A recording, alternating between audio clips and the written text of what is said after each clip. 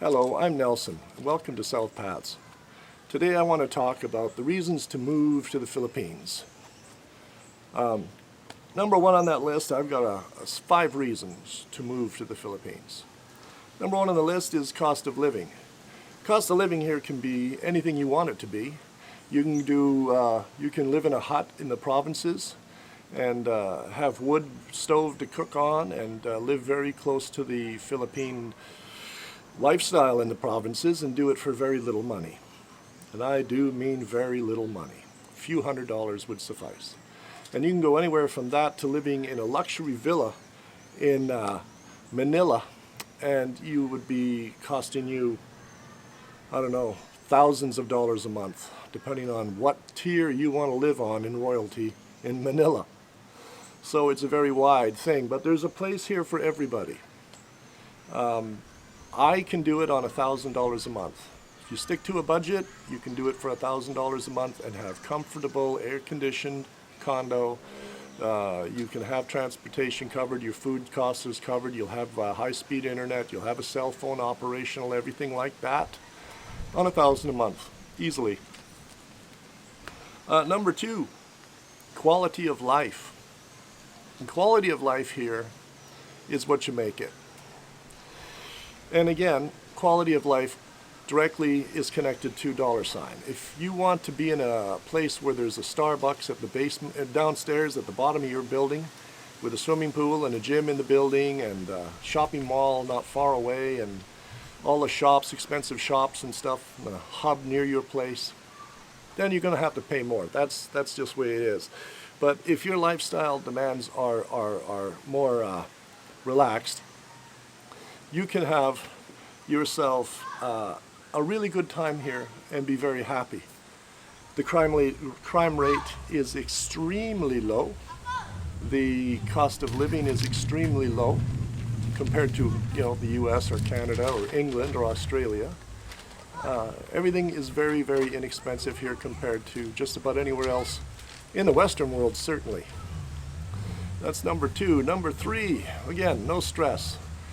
There's nobody running around. I shouldn't say there's no one. If you live in certain parts of Manila, there's going to possibly be some kind of bad actors in your area. But it's extremely rare that you'll have an issue. I mean, it is the big city. Going out at 2 in the morning is not recommended by anybody in any major city in the world. It's a matter of degrees. But if you're living in a small city or a small town, or you're out in the province like I am with Asli, then the chances of having an issue here are pretty much zero. I mean, people want to drag me into their houses and get to know me and meet me and be friends with me and talk to me, and they're very curious about my life and who I am and why I'm here and all of this. And they're not being nasty about it. Their interest is genuine and heartfelt. It's very nice. Okay, number 4. Women are a lot nicer than they are in the West. They're kinder. They're more understanding for the most part. There are the basic things you never do in a relationship.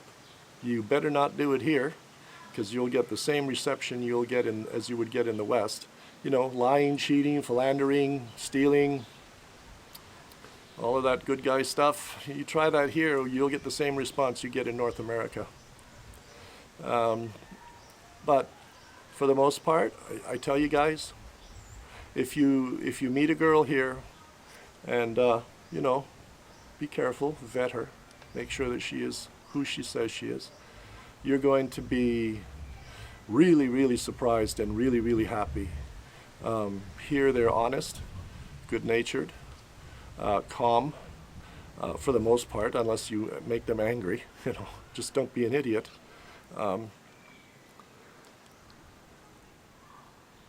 They are not combative.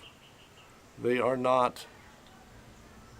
They don't have an agenda for you. They don't have a plan for you, unless you meet a bad Filipino, which, frankly, is fairly unlikely that you're going to meet somebody who's downright evil and conniving and manipulative. No, like many of the women in the West are just bad news. I mean, I imagine my watchers are between 45 and 75. Majority of the guys watching this right now are 45 and up. And out of those guys, I would say probably 2/3 of them have had at least one divorce, and they understand what's going on with that. And then they go back to the dating pool, and they've been out of dating for a decade or 2 or 3. Kind of a shock, isn't it? What it's like now. So I'll leave that there. And number 5, if you come to the Philippines, you have a chance to restart. I keep coming back to this when I'm talking to my friends online. You have a chance to reinvent yourself. You can become and be anybody you want to be here. You don't have to carry your baggage from back home. You don't have to have the same attitude. You don't have to have your guard up. You don't have to worry about things.